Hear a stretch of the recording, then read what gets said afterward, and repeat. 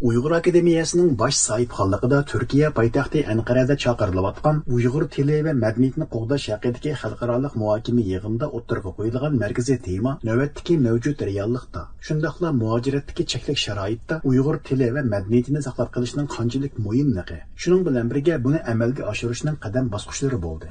8 iyuldagi yig'inning keyingi yerimida yig'in ishtirokchilari birdek Uyg'urlarning mustaqil davlati, mustaqil ma'rif sistemasi va yetarlik ma'rif rasxodi bo'lmagan ahvolda sukutdan harakat yaxshiroq degan prinsip bo'yicha ish ko'rishini afzal deb qaraydiganligini bildirishdi. Bu vaqtdagi muhokamalarda har qaysi mamlakatlardan kelgan mutaxassislar o'z tajribalarini tanishtirish bilan birga bu sohada amalga oshirish mumkin bo'lgan ba'zi usullarni sharhlab o'tdi.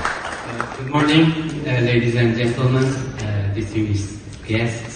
Dear friends, welcome to the 2 days workshop on Doktor Mahbarat Tamam ve Erkin Ahmet reislik qilgan 3. bosqichlik muhokamada Uyg'ur tili va madaniyatini saqlab qolishdagi tajribalar qatorida Uyg'urlar bir qadar to'plashib o'tiraqlashgan Qozog'iston va Qirg'izistondagi faoliyatlar alohida diqqat qo'zg'adi.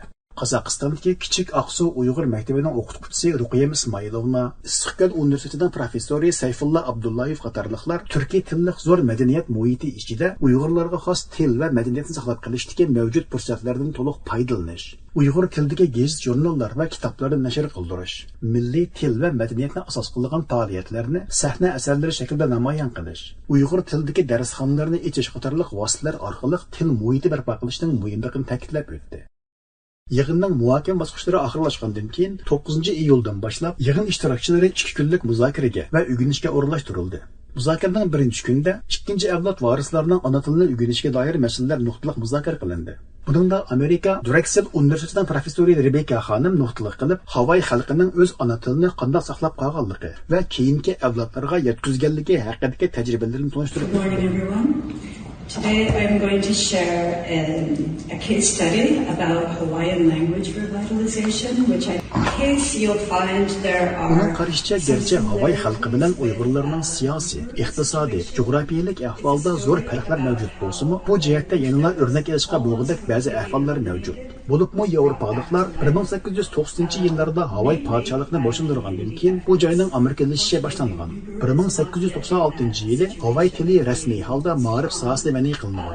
Ota-onalarning o'z oilasida Havay tilida so'zlashishi cheklangan. 1900-yili Havay rasmiy holda Amerika Qo'shma Shtatlarining biriga aylangan bo'lsa, 1920-yildan keyin tug'ilgan Havayliklar o'z tilida ravon so'zlaymas bo'lgan.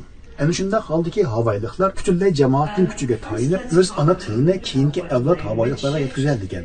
Gerçi Uyg'urlarning vatandagi vaziyat bu xil til kurishiga yo'l qo'ymasa-mu, muhojiratdagi Uyg'ur jamoati Havayliklar ayni vaqtda ega bo'lgan sharoitlarning hammasiga ega.